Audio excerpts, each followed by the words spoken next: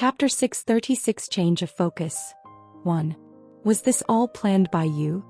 A booming voice could be heard reverberating in every nook and cranny of the castle. Was the demon attack something that you planned?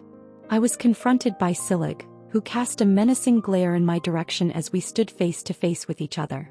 Neither one of us backed down from our spot. It had been 2 days since I had left the battlefield, and by this point the vast majority of the demons that had been there had been eradicated. Up until Silig's return, things were running smoothly. Of course, that was until he returned. When he got back, everything went into disarray and he immediately began yelling at me. His voice was so loud that the surrounding areas shook. "Do you think I'm stupid? You think I wouldn't know?" He shouted once more, the surroundings shaking at the loudness of his voice. He tapped my chest as he extended his thick arm, pushing my body back a bit. "I know that you brought the demons to us. And you purposely didn't interfere in the war until a good number of my people had died. You purposely let them die for whatever your goal is." Silig continued to shout in an angry manner. I looked at the people that were in the same room as me for a moment and then brought my attention back to Silig. My brows furrowed. "Calm down for a moment," I said in a soft tone. "Soft enough so that only the two of us could hear. If you shout so loudly, everyone is going to hear you. As if I care. How can I calm down when so many of my people have died?" Silig's voice only raised when he heard my words. I furrowed my brows when I noticed this. I glanced at his exposed stomach and made a quick decision. Bang! I threw a punch at Silig's stomach with all of my strength. His body suddenly gave way and he went tumbling to the ground, landing on both knees. Cook. The moment he hit the floor, there was a deafening silence throughout the room, followed by the other orcs in the room becoming enraged and making an attempt to attack me. "What are you doing?" "Protect the chief." "Quiet down for a moment." I extended my right hand and flicked the air. Ripples formed and the air boomed. Kyuk. Cock. The orcs were pushed back and collapsed to the ground. I didn't use much strength. Just about enough to knock them to the ground, but not enough to knock them out or kill them. That was never my intention to begin with. "Keep your people in check while I'm talking." I glared at Silig from above. After that, I extended my arm to grab his head, and I brought his face in close proximity to mine. "First things first, don't speak so loudly when you're close to me. It hurts my fucking ears." My ears were still throbbing from all of Silig's screaming. It was very annoying, especially since I could hear a faint ringing sound inside my head. Secondly, I lowered my tone. "What makes you think I actually care about your people? They aren't my responsibility in the first place. You don't have much of a choice if you want to win a war, even if it costs the lives of your people. Sacrifices need to be made." A war wasn't won without any sacrifices. Although it was true that I purposely let some orcs die in order to accomplish my plans, the orcs weren't my people. I wasn't merciful enough to save them all. When looking at the bigger picture, it was sometimes necessary to make sacrifices. Similar to what the Union did to me in the past when they offered me a sacrifice in order to negotiate a ceasefire with the monolith. I was pissed back then, and rightfully so, but that didn't mean that I didn't understand where they were coming from. In fact, I understood their intentions all too well, and it was exactly because of that that I never planned on destroying the Union. I was angry but not irrational. Remember this, the only ones that I have to take care of are the people that are in my group. You're one of them, and that's why I saved you back then, but don't think for a moment that my help will extend toward the other orcs. I extended my hand and pushed my finger toward his chest. "They are your responsibility, not mine.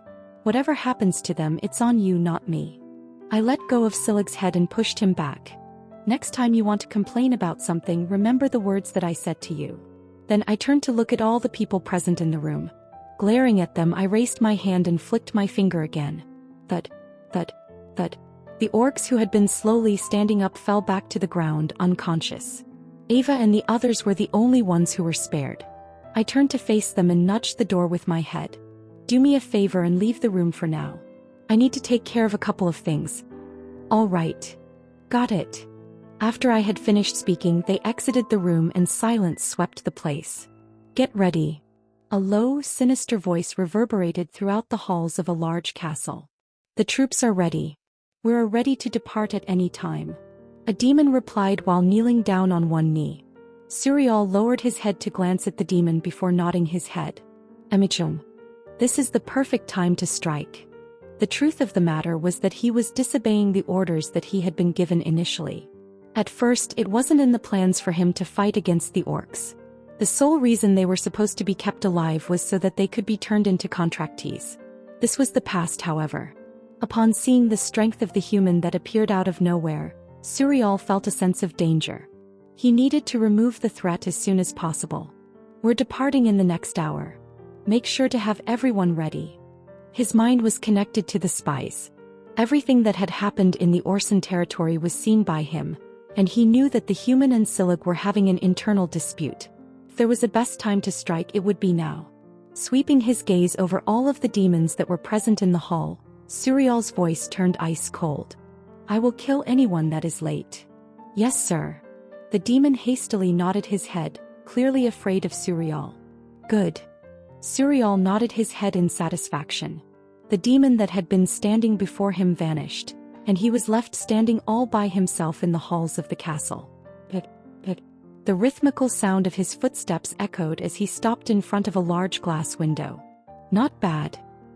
He couldn't help but crack a grin as he looked out the window and took in the sight of an unending sea of darkness that covered the entirety of the surroundings. A terrifying and gloomy atmosphere loomed over the surroundings, sending chills down his spine. Are you all right? I extended my hand towards Silig, who was still kneeling on the ground with both knees together.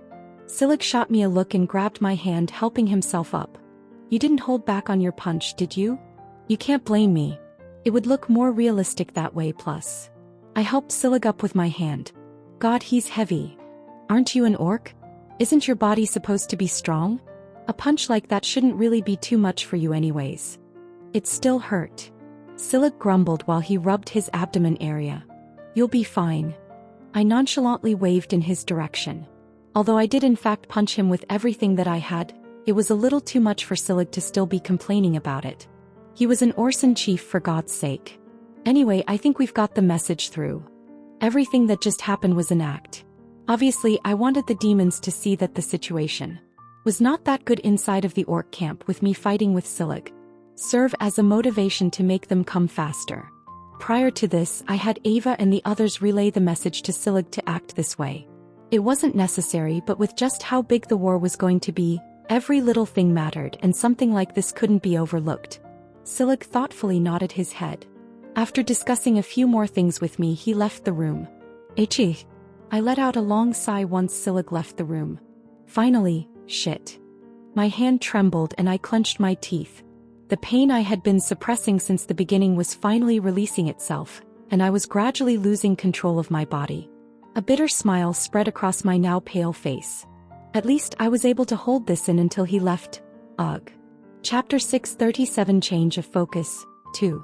It's been a while since I've last seen you smile. Amanda approached me after I came out of the room. Her face was unusually serious. I turned to look at her while cocking my head. You think so? I never really noticed myself, if I had to be honest. But it wasn't as though I was surprised by this development. There wasn't much to smile about. Also, having had another attack just a couple of minutes ago, I couldn't really bring myself to smile. Here. Amanda placed her hands on the edges of my lips and pulled them upwards. Much better. She returned to smile herself. Her smile was stunning. Enough to make anyone fall into a daze with just a glance. Well, anyone but me. I was pretty much used to her smiles by now. Well, for the most part. I wasn't exactly totally immune. What are you doing?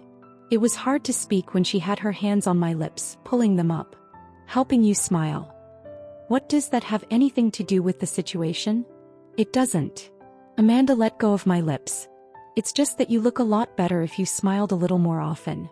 Cocking my head even further, I eventually nodded my head. Well, sure, I'll try to smile more. This wasn't too hard of a request. Not like smiling was that hard. I smiled. Happy. For what? I'm smiling, aren't I? Amanda's brows furrowed. No. Amanda's reaction took me back. What are you talking about? Was she playing a prank on me? I could clearly feel myself smiling. Are you playing around with me? Amanda asked, inching closer to me. I shook my head. That was what I was about to ask you. Amanda's face hardened. Her reaction took me aback. Hey, what's wrong? Here. Rather than answering me, she took out a pocket mirror and handed it to me. I took it from her hand and looked at it. No way. Reflected on it was my face. Jet black hair, deep blue eyes. At first glance, there didn't seem to be anything wrong with it. At first glance, though.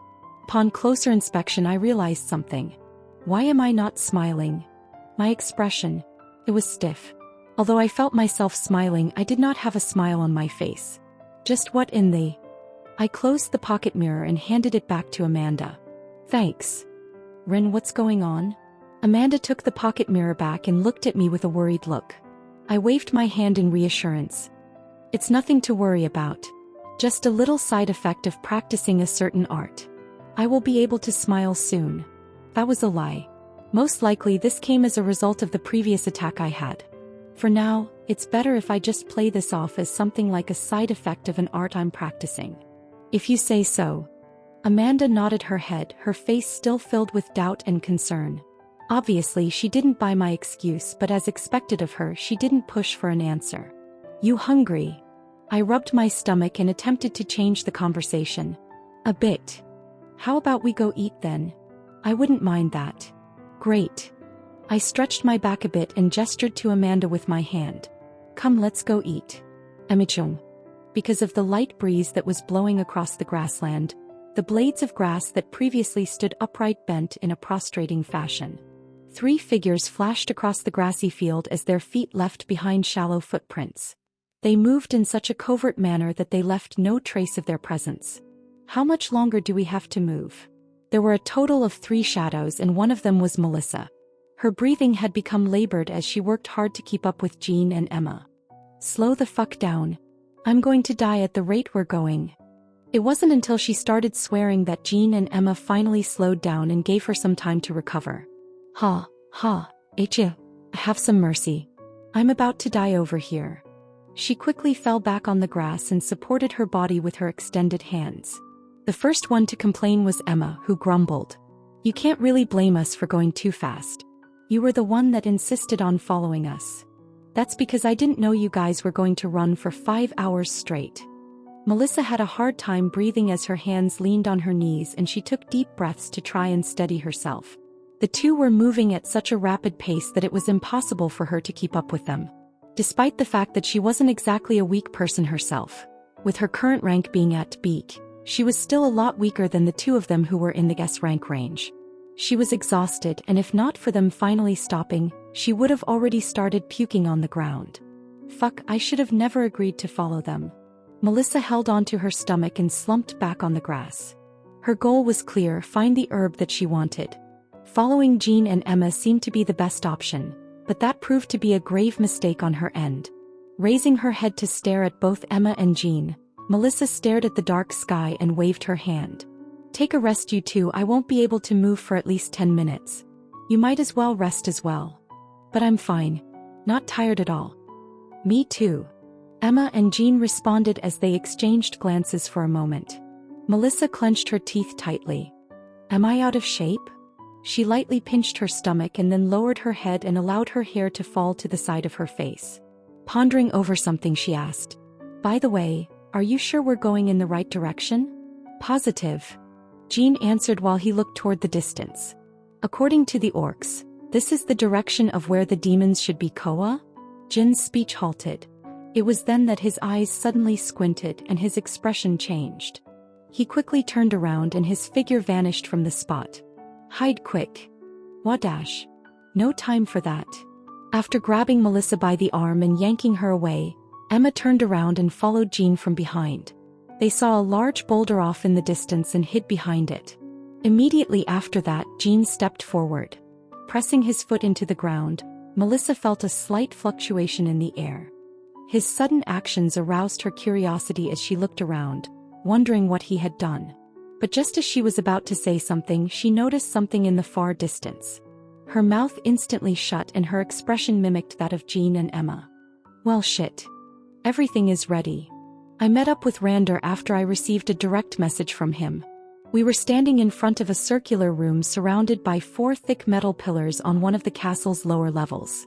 The room was filled with an eerie humming sound, and each of the 4 metallic pillars had some strange glowing runes on the sides. I could feel thin threads of mana covering my fingertips when I extended my hand. The feeling reminded me of the numbness that occurred when one's hand falls asleep. This is amazing. I quietly mumbled in amazement as I looked at the structure in front of me. So this is a mana chamber? It indeed is. Jomnuk walked from the rear while carrying a towel covered in black stains. He wiped his hands and patted one of the large metallic pillars. There are a total of 4 pillars, as is evident. These pillars convert the mana that has been imprisoned within the core, and then slowly release it within the chamber. Compared to simply shattering the core to release the mana it contains, the chamber will gradually release the mana at a rate that can be calmly absorbed. This will make things a lot easier for you and anyone that wishes to enter. Not only is it more efficient, but you will be able to stay for longer periods of time without needing to switch the cores. He moved toward a panel situated toward the side of the room. Also, since everyone's rate of absorption is different, you can adjust the mana release rate based on someone's rank. For you it would be around S+ rank. He pressed one of the keys in front of the panel. The space vibrated slightly while an oozing mechanical sound reverberated throughout the air. The runes that surrounded the pillars began emitting a brighter glow, and there was a discernible thickening of the air within the chamber. Amazing. Alright, try it out. Jomnuk gestured at me with his hand. I stared at him for a moment before nodding my head and complying. As soon as I stepped foot inside the room, I was taken aback by the sudden re-emergence of a sensation that was very familiar to me but which I had not experienced in a bit, well, at least not to this extent. Unknowingly, the pores on my body started to open up, and I began eagerly sucking in the mana that was floating around in the air. This is incredible. I turned my head to look at Jomnuk and Randor, who were smiling at me with proud smirks on their faces. What did I tell you? Randor began tapping at his chest. Just leave things to us and we'll get things done. Right. I nodded my head at their words. In less than a week after I made the request, they had already constructed a mana chamber that I could use for my training. The speed was astonishingly quick, which was incredibly helpful for me at this very moment. Especially with the shadow of the impending war hanging over our heads. My body jerked with excitement, and as it did so, murky air came out of my mouth. Clearly, the abundant mana that was all around me had begun to stimulate the pores on my body. I bitterly looked at Randor and Jomnuk, who grinned wryly at each other as they exchanged glances. Randor was the first one to speak as he waved his hand and bid me goodbye. We will leave you alone. Our time is almost up, so we'll take care of a few things and return to say goodbye. Alright. Let me know when you guys will be leaving. Sure thing. Good luck with your breakthrough. I waved them goodbye and sat down on the ground. Taking another deep breath, I closed my eyes and focused on the mana around me. Everything around me gradually became still, and millions of different colored particles appeared within my vision. Their presence triggered something in my mind, causing the muscles on my body to twitch. I felt a wave of rare excitement wash over me. I can feel it. I can definitely break through to S rank soon. Chapter 638 Change of Focus, 3. We will be taking our leave, human. Randor spoke out while Jomnuk stood by his side as they both stood behind the mana chamber. It had been almost 20 days since the two of them had arrived on this planet, and unfortunately for them, it was now time for them to depart. This news did not make them happy. They would have remained on the planet had it not been for the situation in Henler. However, their high positions made it impossible for them to stay, which was regrettable. Jomnuk and I will be the only individuals departing. As promised, the other dwarves will be staying here with you, and as previously mentioned, we will deactivate the portal and only reactivate it when we return. This is just a little precaution that we will take in order to ensure that the planet remains hidden. Of course, if you want to open it again, you can simply ask Ryan, as he has the key to activate the portal.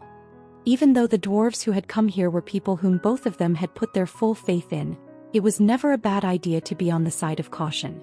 It was always the person that you trusted the most that betrayed you.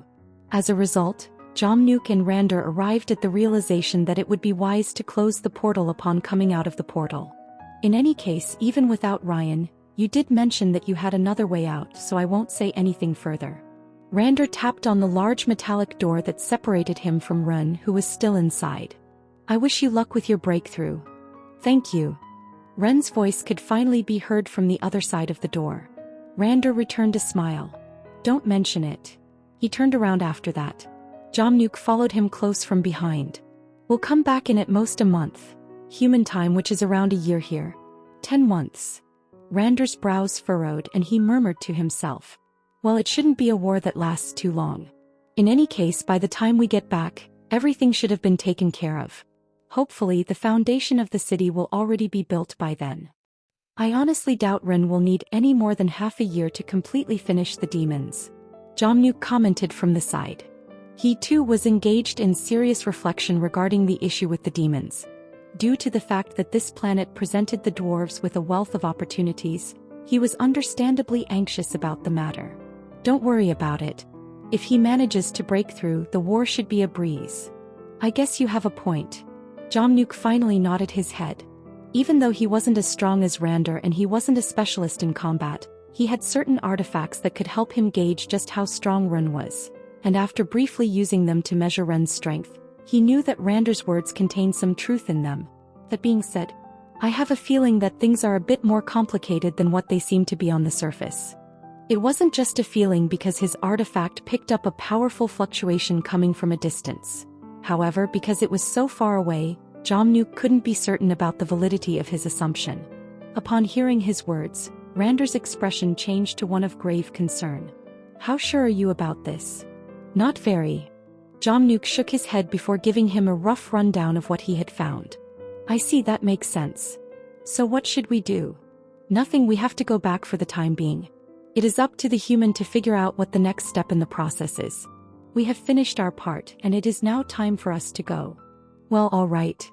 Jamnuk bowed his head and then indicated his understanding with a nod. I guess you have a point. It ought not to be too much for him to handle. Especially considering the large number of fresh faces he had brought in. Their strength wasn't half bad, that's for sure. Yes.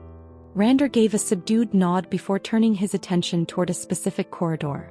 Jamnuk followed him quietly from behind. It wasn't long before the two returned back to Earth. The demons are coming, I can feel their presence. Silig opened his eyes and began walking off into the distance. As he rose from his seat, he wore an expression of unparalleled gravity. He had never before in his life felt the same level of dread as he did at the moment. Not even when he was standing at the front lines of the war that had occurred a few days back. He had the distinct impression that death itself was drawing nearer to him in the distance at the moment. Wherever it passed, it would only leave desolation behind. Are you ready? Ongolung stepped beside him and asked. Silig spared him a glance. No. He shook his head. He then grimly and candidly shared his viewpoint on the matter with Ongolung, who at the time had his thick arms crossed over each other and was staring off into the distance. If my estimates are correct, we won't last longer than a single day. We are at that much of a disadvantage in this war. Excluding the food supplies, the sheer numbers of our enemies are what worries me.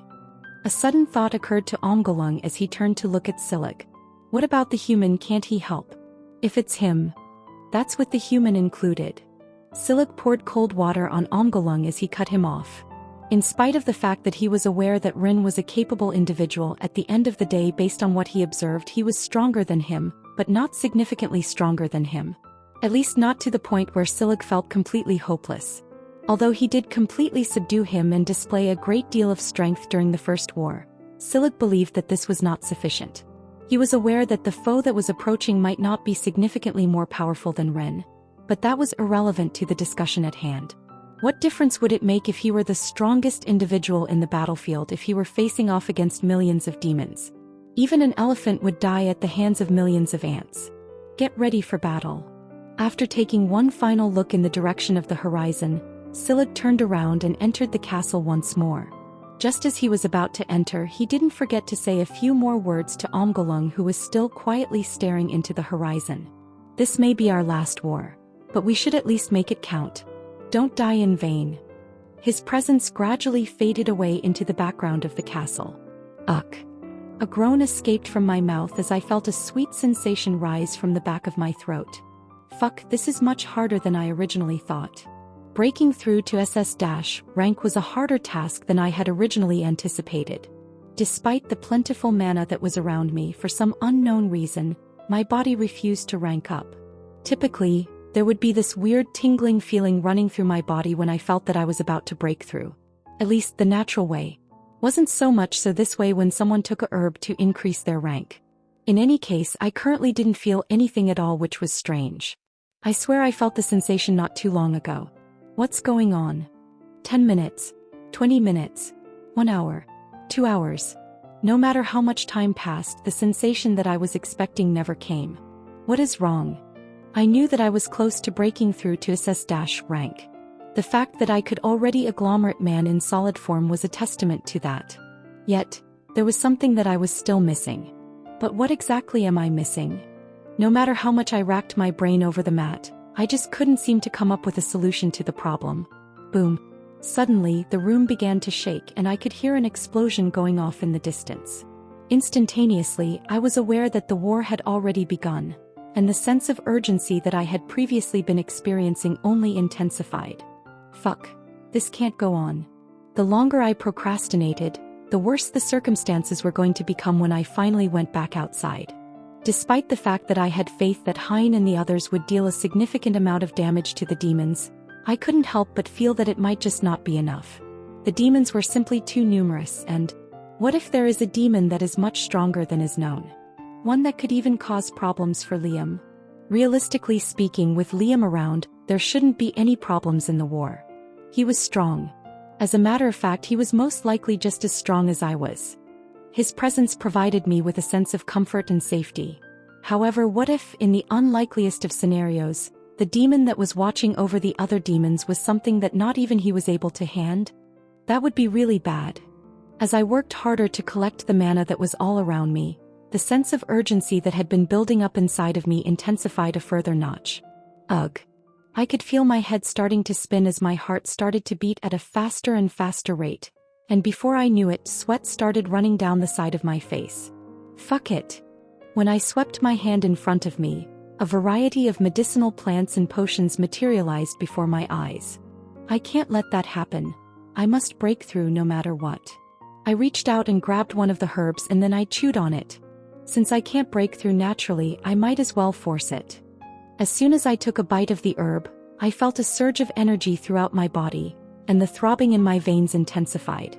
I clenched my teeth and braced myself for the inevitable agony that was about to befall me. This was not going to be a smooth breakthrough. In fact, it was most likely going to be a very painful one. Chapter 639 Warfman. They're here. Hein cast his gaze off into the far-off horizon, then turned his attention to the people standing next to him. Everyone was here, from Ryan to Han Yufei. Apart from Ren, everyone that was part of the mercenary group was present. A solemn air pervaded the area around him, and he could feel his hand clenching the shield in his hand even more tightly. Are you sure you guys can handle this? As Ryan gazed into the distance, he struggled to find the right words to say. The color of his face began to fade and he moved backward without meaning to. Hoffrin did say that the next wave would be a lot harder. I didn't think it would be this much harder. I get you. Hein murmured something quietly as he turned his head and looked off into the distance, where he could see the entire landscape turning completely dark.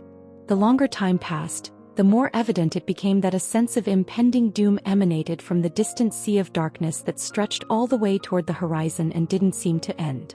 What's this smell? Sniffing with his nose, Hein was able to detect the putrid odor of dead and rotting flesh coming from all of the orcs that had been killed in the previous war and were still being kept in the area where they had died. It made his stomach churn, and just as he was about to turn his head away, Leopold spoke. We can no longer be as relaxed as we were in the previous battle. Ava nodded her head in agreement as she quietly mumbled something else under her breath. I hope I won't have to sacrifice any of my pets. Her voice was audible enough for Hein to hear. He shook his head upon hearing her words. Realistically speaking, her wish was impossible. The number of demons in the distance numbered more than 1 million. With only about 100,000 orcs on their side, the battle was a very disadvantaged one. The only way I can see ourselves winning is if Ren, Liam, and the others can make a difference. The reality was that the strongest beings typically won wars. The wars fought by the lower-ranking beings were not as significant as those waged by the superior beings. Each one of the higher beings could wipe out thousands of lower-ranked beings with just a swipe of their hands. It was very important that they made a difference. "Hey Liam." Hein suddenly called out. Liam turned back to look at him once he heard his name. "What is it? Do you feel any strong presence coming from the demons in the distance?" Liam had a special power. One that provided him with the ability to gauge an individual's level of power with just a single glance. Although Liam gave off the impression of being a very reckless person on the outside, the only reason he was able to be reckless was because of this broken ability of his. He had a complete understanding of the power level of his adversary, so he was able to judge when to fight and when to retreat. Although it was indeed true that he was a battle maniac, there was a good reason why he was still alive up to this point in time. And it sure as hell wasn't because he was simply lucky. For the most part, that is. "I do feel a lot of strong presence," Liam said.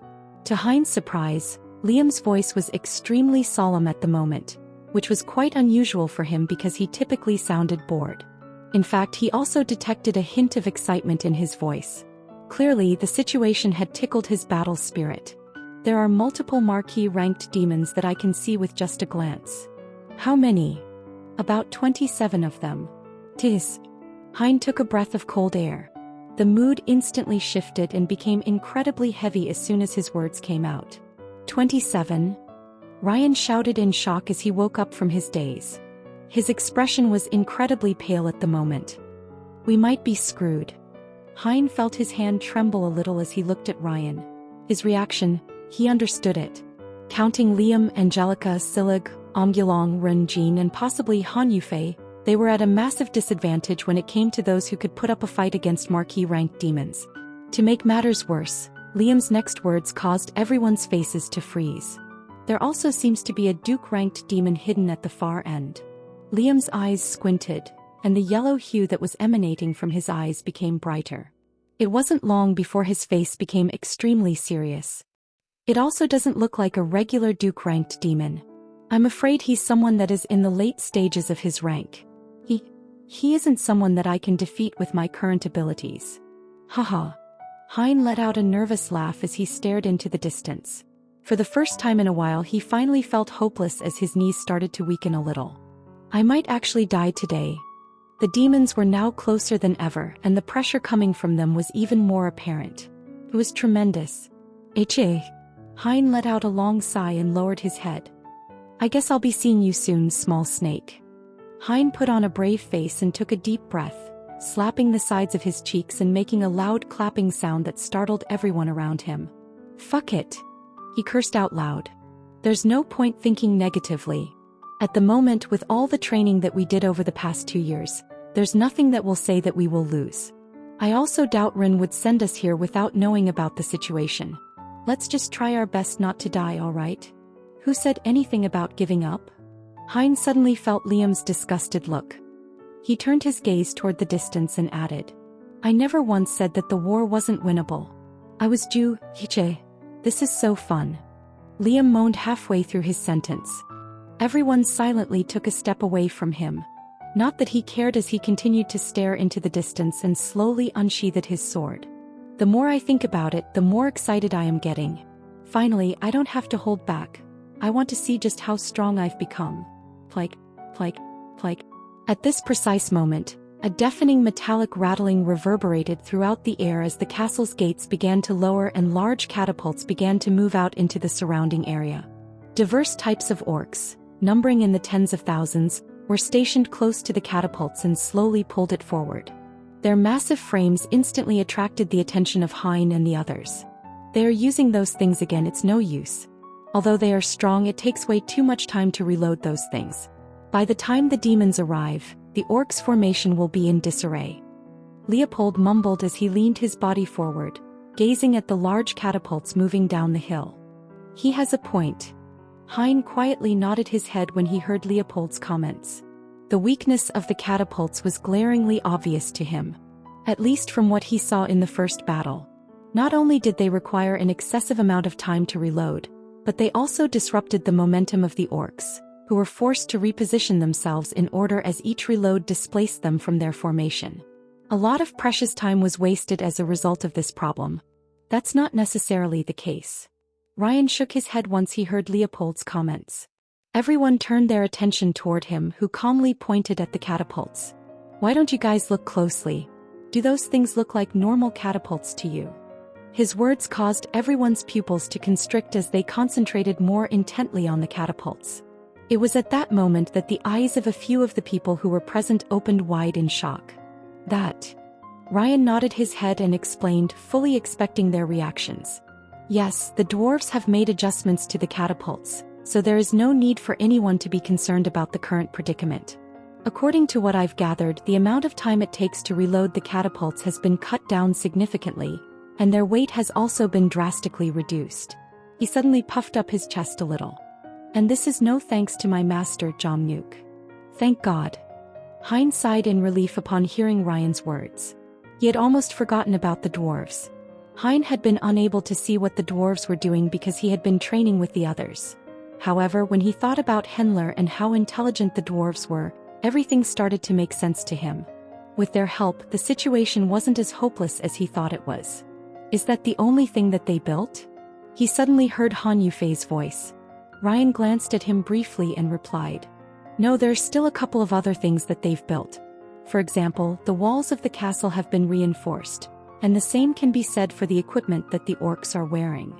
Ryan pointed toward the orcs in the distance, who were marching forward with the catapults at their sides. If you look closely at what they are wearing, you will notice that their armor and weapons are brand new. In recent days, the dwarves have smelted and crafted a new batch of armor that is significantly stronger and more durable than the ones they previously wore. Compared to the past, their combat effectiveness has increased significantly. That makes sense. Hein nodded while placing his hand over the fortification. It was as Ryan said.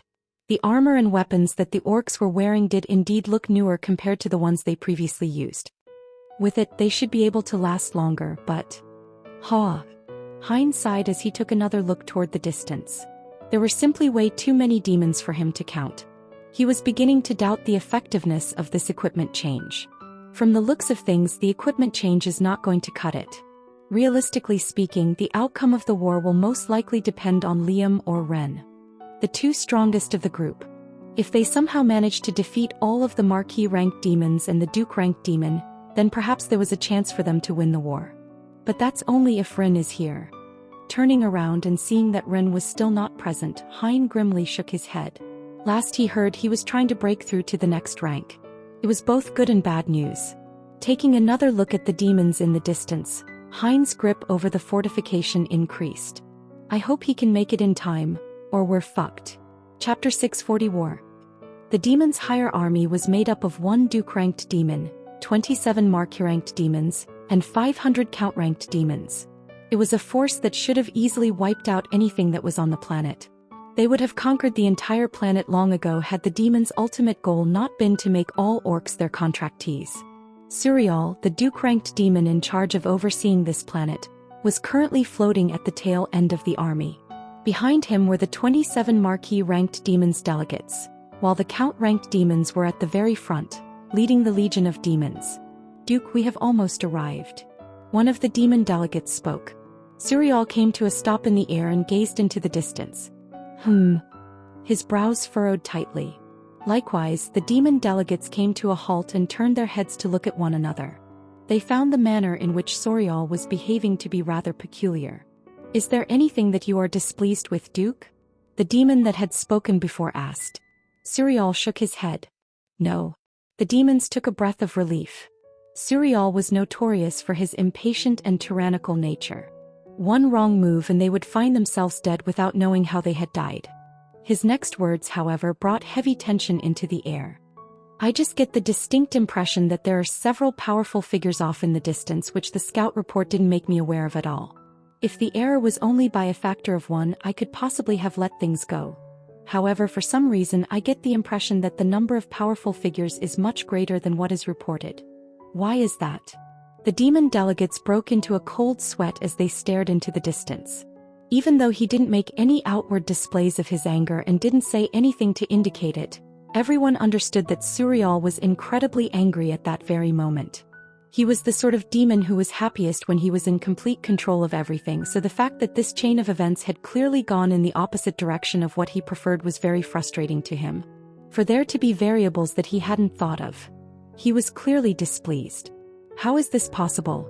I'm sure our spies would have noticed if there was someone of that caliber in there. One of the demons spoke up in shock. That's right, if there were this many strong people in Wiku. The demon stopped halfway through his sentence. In his sight was Suriel's raised hand, an indication for him to stop speaking. Stop speaking for now.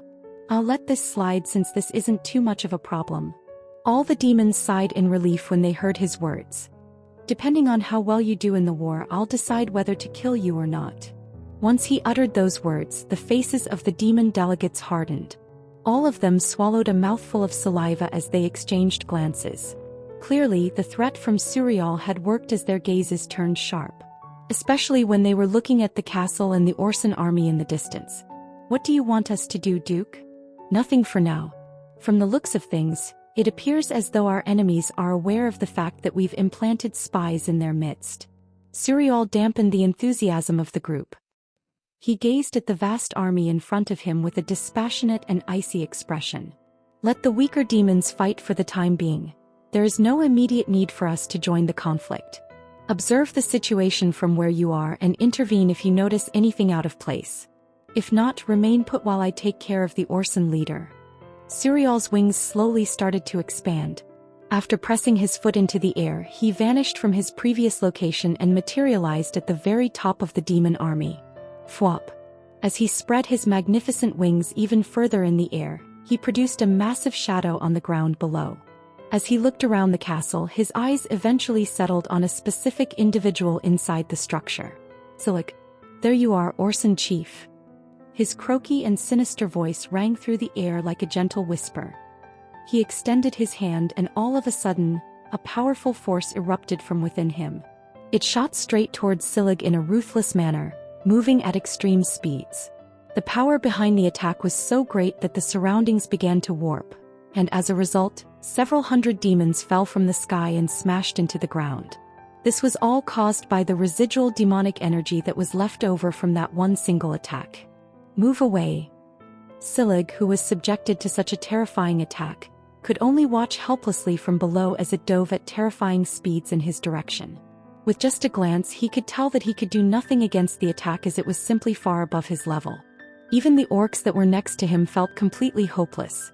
Despite this, not a single one of them surrendered as they synchronized the raising of their weapons and prepared to defend their lives at all costs. Roar. The surrounding walls were shaken by the tremendous roar that Silig let out. He brandished his enormous axe and readied himself to launch an assault with all of his strength. He thrust his head back to glare at Suriel and shouted with everything he had in him. Even if I die today, I won't die until I at least injure you severely. As he pounded his foot against the ground beneath him began to crack, and the green hue that was emanating from his body began to rapidly expand in the air. It then mingled with the red hue that was emanating from the runes that were attached to his body, giving it a hue that was a darker shade of yellow. Crack, crack, As he continued to pound his foot against the ground beneath him continued to crack, and it wasn't long before a crater formed beneath his feet. Ha! As he yelled at the top of his lungs once more, a frightening energy started to appear at the very edge of his axe. At this point, the attack that Suriel had launched against him was only a few meters away, threatening to erase his existence within the next second. Excuse me. A silhouetted figure suddenly materialized in front of Silig just as he was about to cut with his axe. Everything happened so quickly that he was barely able to react to it. Boom dash. The last thing that Silig heard was a terrifying explosive sound as the dust in the air rose in the air, masking Silig's vision as well as the vision of those around him. What the uck? Silig felt his body skid several meters back due to the aftermath of the attack. In spite of that, his mind never stopped thinking about the figure that appeared before him just as Suriel's attack was about to hit him. What happened? It took a few seconds for the dust to settle, and by the time it was completely settled, what Silig saw was a set of long hair that swayed lazily in the air. A human-like figure that was grasping a long and thick sword with one hand, blue lightning crackling all around his body, and two majestic yellow eyes that glowed a resounding yellow hue stood in front of Silig as smoke swept past his body. If that wasn't enough, his clothes and his figure both appeared to be in pristine condition despite the powerful explosion that had occurred several seconds prior. The sight. It became deeply imprinted inside Silig's mind. Strong. At the other end of the battlefield, a soft whisper rang in the air. Get ready. Jean slowly got out of his hiding spot and fixed his gaze in a certain direction. This is going to be a lot more difficult than I had anticipated. With just one glance at the number of demons that were in the air, Jean felt his complexion change. Having secretly followed the demons from behind and having relayed to the orcs their position, Jean had more than enough time to see just how dreadful the situation was, and honestly, it's beyond dreadful. It was impossible for them to deal with the sheer number of demons, and if that wasn't bad enough, there were also more than 20 marquee-ranked demons, along with one that appeared to be a step above that. I am with you on this one. Emma also stepped out from the hiding spot and nodded her head. From the looks of things, the situation doesn't look good at all. One mistake and we might find ourselves meeting in the afterlife. Don't count me in. Melissa's voice echoed from behind. She was peeking from behind a tree. I'm just here for the herbs. If you guys die, I won't be there to collect your bodies. If we die, you won't have anybody to recover in the first place. Emma rebutted. Melissa quietly nodded to herself. Good point. Quiet for a moment. Jean hushed the two of them as he brought his finger to his mouth and crouched a little. As Jean continued to stare off into the distance like a stealthy hunter looking for his prey, the atmosphere around him fell into complete and utter silence for the next couple of minutes. He was currently looking for an opening in the back formation of the demons where the marquee-ranked demons were located. With his current strength, it was possible for him to deal with one marquee-ranked demon. Perhaps even two, but that was just about it. Of course, this only applied to situations where he was fighting against them one-on-one. If it was through an ambush, now that was a completely different thing. Got it. It wasn't long before Jin's eyes became animated. The Duke-ranked demon has left, now is our chance. As soon as she finished speaking those words, Jin's form disappeared into the darkness. A chilly glint flashed across his pupils as his eyes fixed on a specific marquee-ranked demon that was floating in the air above him. I wonder how many marquee-ranked demons I can kill before getting noticed.